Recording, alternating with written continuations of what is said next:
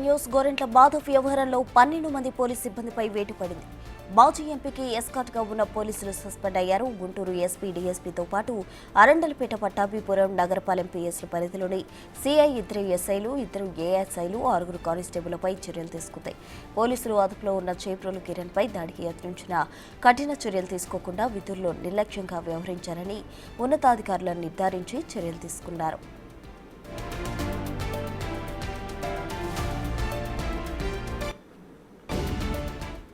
అది గట్టిగా సార్ పోండి పాటి అది గట్టిగా సార్ పోండి సార్ గట్టిగా పోండి సార్ పోండి గట్టిగా పోండి అది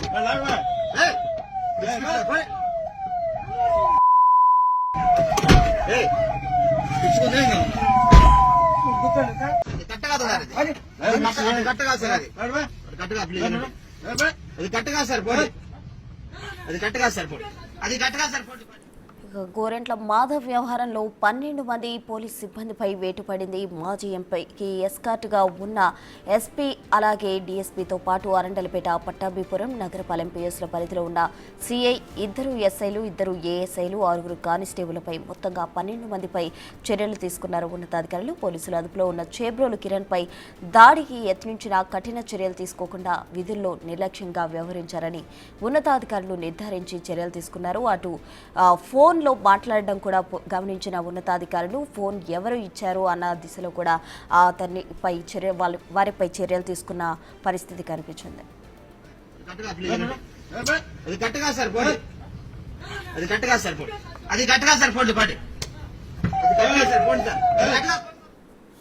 గోరెంట్ల మాధవ్ వ్యవహారంలో 12 మంది పోలీసు సిబ్బందిపై వేటు పడింది. దీనికి సంబంధించి పూర్తి వివరాలు మా ప్రతినిధి శివ అమరావతి నుంచి అందిస్తారు. శివ, రాజుగా మొత్తం మీద చూసుకుంటే గోరెంట్ల మాధవ్ వ్యవహార శైలి ఇప్పుడు ఆంధ్రప్రదేశ్ లో హాట్ టాపిక్ గా మారింది.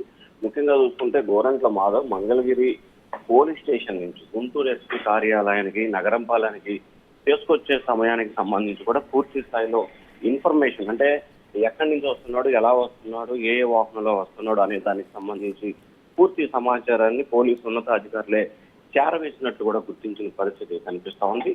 ఈ నేపథ్యంలోనే కొంతమంది వైఎస్ఆర్సీపీ నేతలతో ఫోన్ లో మాట్లాడినట్లు కూడా పోలీసు అధికారులు ప్రాథమికంగా నిర్ధారించుకున్నారు. అంతేకాకుండా పలువురు డిఎస్పీల ఎస్ఐలకు సంబంధించి సిఐలై ఈ 3 విభాగాలకు సంబంధించిన పోలీస్ శాఖలకు సంబంధించిన ఫోన్ రికార్డ్స్ 10-11 తేదీల్లో వారు ఎవరెవరితో మాట్లాడారు ఏమిటి అనే దానికి సంబంధించి ఇటు అధికారిక ఫోన్ నెంబర్లు ఇటు వ్యక్తిగత ఫోన్ నెంబర్లు 2 ఫోన్ నెంబర్లను కూడా పూర్తి స్థాయిలో డేటా సేకరించి కూడా విచారణకు ఆదేశించారు. ఈ నేపథ్యంలో గుంటూరు ఎస్బీ డిఎస్పీ సీతారామయ్యపై మొదటి బదిలీ వేటు పడినట్టు కూడా తెలుస్తా ఉంది. ఎందుకంటే ఇతను ఎస్పీ డిఎస్పీగా ఉన్నారు. ఇతను గతానికి సంబంధించి గతంలో కూడా వైఎస్ఆర్సీపీ సర్కార్లో కూడా కీలకమైన పోస్టులు నిర్వహించారు. ఇప్పుడు టీడీపీ కూటమి ప్రభుత్వంలో కూడా కీలకమైన పోస్టులే నిర్వహించారు. ప్రాథమికంగా ఇతను ఫోన్ లిస్ట్ లో కొంత ఆధారాలు సేకరించినట్లయితే తెలుస్తా ఉంది. దానిలో భాగంగానే మిగతా విచారణ కొనసాగేందుకు అతన్ని ఎస్బీ విభాగం నుంచి తక్షణమే బదిలీ చేస్తూ ఏపీ డీజీపీ ఆఫీస్ కి అటాచ్ చేస్తూ పోలీస్ శాఖ నిర్ణయం తీసుకుంది.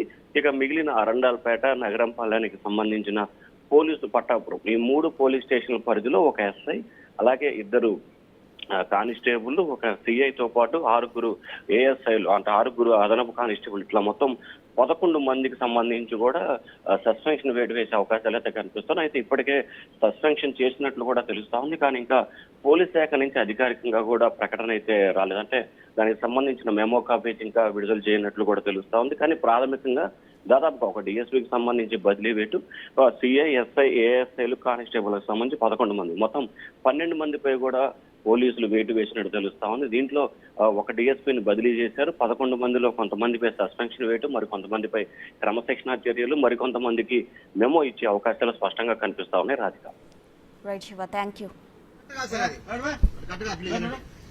అది గట్టిగా సార్ పోండి అది గట్టిగా సార్ పోండి అది గట్టిగా సార్ పోండి పాటి అది గట్టిగా సార్ పోండి సార్ గట్టిగా పోండి సార్ పోండి గట్టిగా పోండి అది